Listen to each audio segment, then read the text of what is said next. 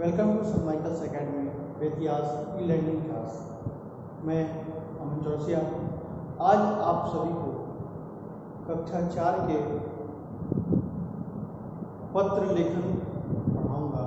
ठीक है कि पत्र होता क्या है, कितने प्रकार के पत्र होते हैं, कौन कौन से पत्र होते हैं, ठीक है, और उन्हें कैसे लिखा जाता है, उसका एक ब्यौरा बताऊंगा, उसका एक फॉर्मेट बताऊंगा जिससे आपको बहुत ही सुविधा होगी पत्र लिखने में। ठीक है, तो सबसे पहले हम सब ये जानेंगे कि पत्र किसे बोलते हैं। ठीक है, क्या जानेंगे हम लोग जानेंगे पत्र किसे बोलते हैं, इसे कहते हैं या फिर क्या पत्र क्या कहलाता है। तो अपने विचारों को आदान प्रदान करने का एक माध्यम पत्र जो होता है वो अपने विचारों को आदान प्रदान करने का एक माध्यम होता है। ठीक है, इसमें जब हम अपने मन की बातों को, अपनी कल्पनाओं को, अपने विचारों को किसी दूसरे के समक्ष, किसी दूसरे के सामने बातों को रखते हैं, ठीक है, और दूसरे तक पहुंचाते हैं, तो यह जो प्रक्रिया होता है क्या कहलाता है, पत्र कहलाता है। ठीक है, तो हम लोगों ने जाना कि पत्र क्या कहलाता है या फिर पत्र होता क्या है। ठीक है, अब हम लोग जानेंगे कि पत्र कितने प्रकार के होते हैं।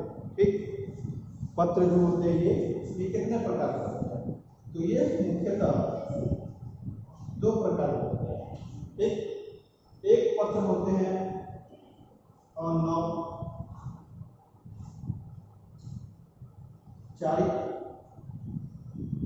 दूसरे होते हैं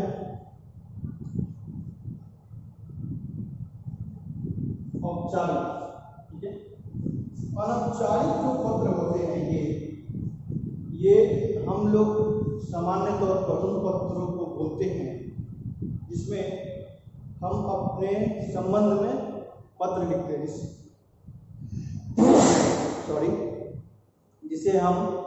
हम अपने संबंधों में पत्र लिखते हैं, जैसे अपने मामा मामी, माता पिता, भाई बहन, अपने सुख दुख की बातें करते हैं। ठीक है, अपने ब्लड संबंध में, रक्त संबंध में पत्र लिखते हैं, अपने दोस्त यारों के साथ पत्र लिखते हैं, उनसे हाव भाव उनसे पूछते हैं कि आप कैसे हैं, क्या कर रहे हैं, आप परीक्षा में प्रथम आए तब कैसी खुशी मिल रही है, अपने बड़े भाई को पत्र लिखते हैं। तो ये जो पत्र इस प्रकार के जो हम पत्र लिखते हैं वो क्या आते हैं, वो आते हैं हमारे अनौपचारिक पत्र। ठीक है, अब हमें जानना है कि औपचारिक पत्र में कौन कौन से आते हैं। तो औपचारिक पत्र में सामान्यतः जब हम लोग किसी बड़े कार्यालय, ठीक है, विद्यालय, सरकारी आवास, सरकारी जगहों पे या फिर किसी बड़े मंत्री वगैरह को पत्र लिखते हैं, तो ये सब किस में आते हैं, ये सब हमारे औपचारिक पत्र में आते हैं। ठीक है, तो ये मुख्य तौर पे क्या हो गया, ये मुख्य तौर पे हमारा रक्त संबंध, जिनसे हमारा रक्त संबंध होता है, ठीक है, या फिर मित्रता है। ठीक, ये क्या हो गया, सरकारी दफ्तर, विद्यालय आदि चीजों में पत्र लिखे जाते हैं। ठीक है, तो अब देखिए पत्र ये हो गया। ठीक, अब जो होते हैं अनौपचारिक पत्र के बहुत से भाग होते हैं। औपचारिक पत्र के बहुत से भाग होते हैं, अनौपचारिक पत्र के भी कुछ भाग होते हैं। तो अब हम उनको जानेंगे कि औपचारिक पत्र में कौन कौन से भाग आते हैं और अनौपचारिक पत्र में कौन कौन से भाग आते हैं। तो जैसे मैंने अभी बताया, ये रक्त संबंध में होते हैं। ठीक है, तो इसमें हम लोग देखिए, यहाँ ध्यान दीजिएगा आप लोग, ये इसका है। ठीक है, तो इसमें हम लोग देते हैं बधाई पत्र, एक, फिर हम लोग देते हैं धन्यवाद पत्र,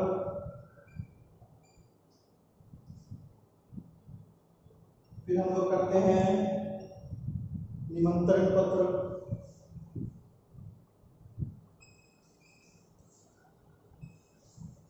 फिर हम लोग करते हैं संवेदना पत्र। ठीक है, तो ये सारे पत्र को हम लोग, ये सब क्या है, ये अनौपचारिक पत्र के एक प्रकार है, भाग है। ठीक ठीक उसी प्रकार हमारे औपचारिक पत्र में भी कुछ भाग या प्रकार जो हम बोल सकते हैं वो है, पहला है प्रार्थना पत्र,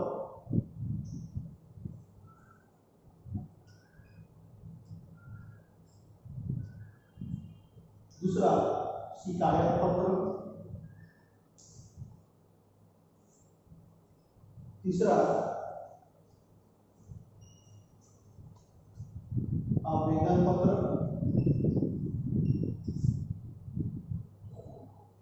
चौथा संपादन पत्र। तो मुख्य तौर पे ये कुछ मैंने आपको भाग बताया है। वैसे तो ये कक्षा 4 के लिए जरूरी नहीं है, लेकिन फिर भी जानकारी सभी को होनी चाहिए कि पत्र क्या होते हैं, औपचारिक पत्र क्या होते हैं, अनौपचारिक पत्र क्या होते हैं, औपचारिक पत्र में कौन कौन से पत्र आते हैं, अनौपचारिक पत्र में कौन कौन से पत्र आते हैं। ठीक है, तो जैसे कि ये अभी मैंने बताया, ये बहुत अच्छे तरीके से मैंने आपको एक सांचा बनाया है। ठीक है, और ये आपको भविष्य में भी जब आप कक्षा 4 में हैं, कक्षा 5 या कक्षा 6 में जाएंगे, तो आपको ये जानने की जरूरत नहीं पड़ेगी अगर आप इस वीडियो को अच्छे से देखेंगे और समझेंगे तो। ठीक है, और साथ ही साथ ये जरूरी नहीं है कि ये कक्षा 4 के विद्यार्थियों के लिए है, ये 5 और 6 वाले भी इसे अमल में ला सकते हैं। ठीक, तो अब हम इसके बाद कुछ और जानेंगे। जानने से मतलब हमारा ये है कि पत्र लिखते समय कौन कौन सी चीज़ें जरूरी होती है। ठीक है, तो सबसे पहले जब हम पत्र लिखते हैं तो उसमें हमें उसका पूरा पता हमें ज्ञात हो।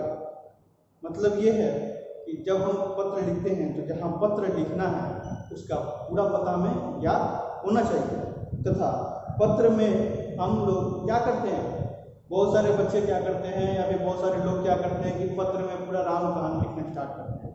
ऐसा नहीं होना चाहिए। पत्र में कम से कम शब्दों में अधिक से अधिक जानकारी दी जाती है। ठीक है, बात मेरी समझ में आई?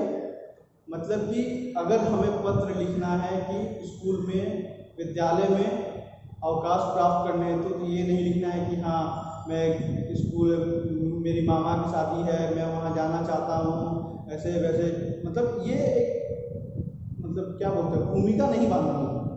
आपको ये स्पष्ट करना है मोटे तौर पे, मुझे अवकाश चाहिए। क्यों चाहिए? तो ये रीज़न है, मुझे मामा के घर शादी में जाना है, या फिर मेरी तबीयत खराब हो गई है, या फिर मेरी बहन की शादी है, या फिर जो भी आपका कारण है। ठीक है, उस कारण को स्पष्ट तौर पर लिखें। ठीक है, और उसके बाद अपना आवेदन पत्र जो है या फिर जो कोई और पत्र है उसको अंत करें। ठीक है, तो ये सब हम लोगों ने जाना।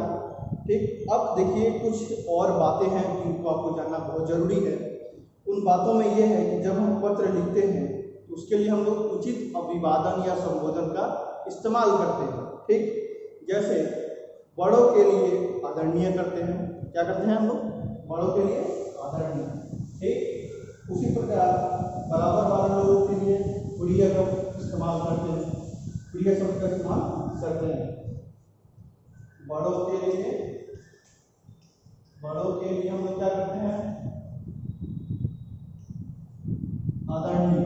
ठीक है, छोटों के लिए छोटों या बराबर के लिए जो बराबर हैं, जो हमसे छोटे हैं या फिर हमसे बराबर, हमारे बराबर है, उनके लिए हम लोग क्या इस्तेमाल करते हैं? प्रिय शब्द का इस्तेमाल करते हैं। इनमें कुछ और शब्द होते हैं जो संबोधन कहलाते हैं, जैसे सादर प्रणाम। ठीक है, नमस्ते, नमस्कार, अत्यधिक स्नेह,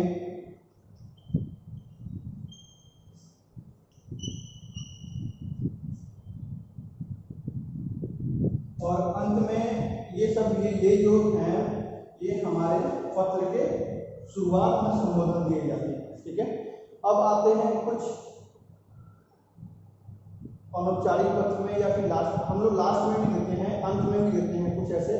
तो उसमें आता है आपका बेटा, ठीक, तुम्हारा मित्र,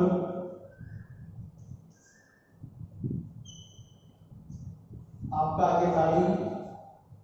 ठीक है, तो ये इन सभी शब्दों का हम लोग क्या करते हैं, इस्तेमाल करते हैं।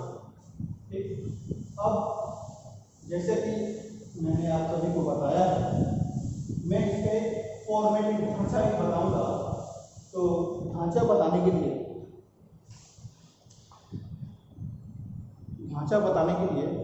मैं एक यहाँ पर आपको अच्छे से समझाने के लिए मैं एक यहाँ पर A4 साइज पेपर बना रहा हूँ। मान लिया जाए ये एक A4 साइज पेपर है, ठीक है, इसको हम लोगों ने क्या माना, A4 साइज पेपर। ठीक है, तो देखिए, अब जब भी हम लोग कोई आवेदन पत्र लिखते हैं या फिर कोई पत्र लिखते हैं तो किसी ना किसी पेपर में लिखते हैं, कॉपी में तो लिखते नहीं है। ठीक है, तो उसके लिए मैंने क्या मान लिया, यहाँ पे ये A4 साइज पेपर है। क्या है ये, A4 size paper, A4 size paper. ठीक है, अब देखिए आपको समझाने के लिए सबसे पहले मैंने आपको यह मान लीजिए कि हम लोग अवकाश के लिए प्रधानाचार्य को प्रार्थना पत्र लिखना है। ठीक है, तो हम कैसे लिखेंगे उसका एक ढांचा मैं बता रहा हूँ, जो कि आपको भविष्य में भी काम आएंगे और कक्षा 4 में भी काम आएंगे। और अगर आपने इस ढांचे को अच्छे से समझ लिया, ठीक है, और इसकी जानकारी आप अच्छे से ले लिए, तो आपको भविष्य में किसी प्रकार की कठिनाई नहीं आएगी, ये मेरा वादा है। ठीक है, तो सबसे पहले हम लोग यहाँ कॉर्नर में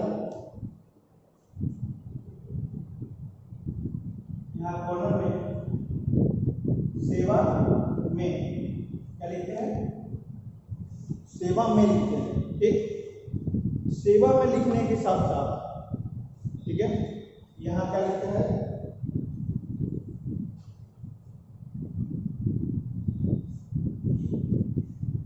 प्रधानाचार्य। ठीक, जैसे कि हमारा स्कूल का नाम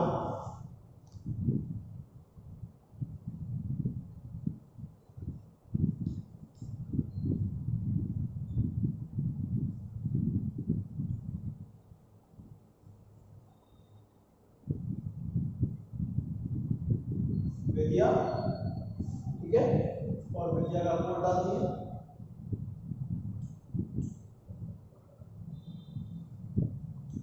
ठीक है, तो ये हमारा ऊपर का ढांचा हो गया।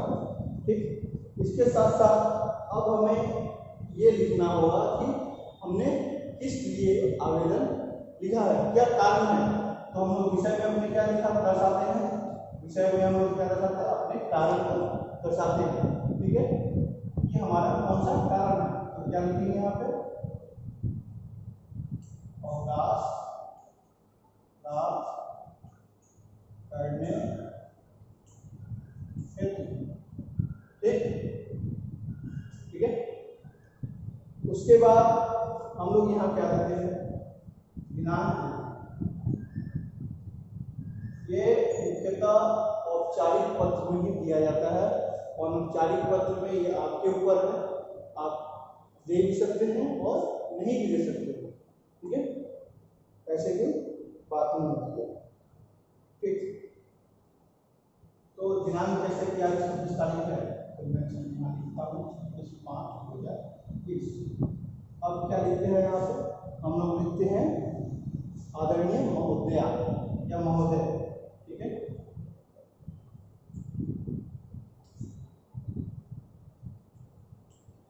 महोदय या महोदया। महोदय से तात्पर्य यह है कि जब कोई पुरुष हमारे प्रधानाध्यापक होते हैं तो उसे हम संबोधन करते हैं महोदय से, और जब हमारी कोई महिला प्रधानाध्यापिका होती है तो हम उन्हें संबोधन करते हैं महोदया से। ठीक है, इसके बाद फिर हम अपना सविनय निवेदन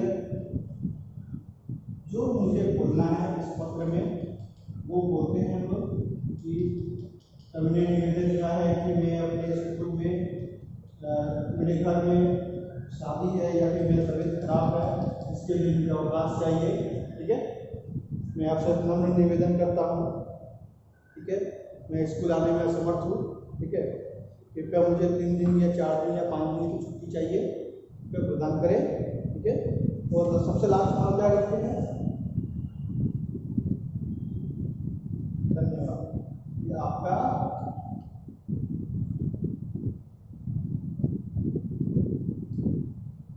आज्ञाकारी छात्र, मान लीजिए मैंने अपना नाम लिख दिया अमन कुमार।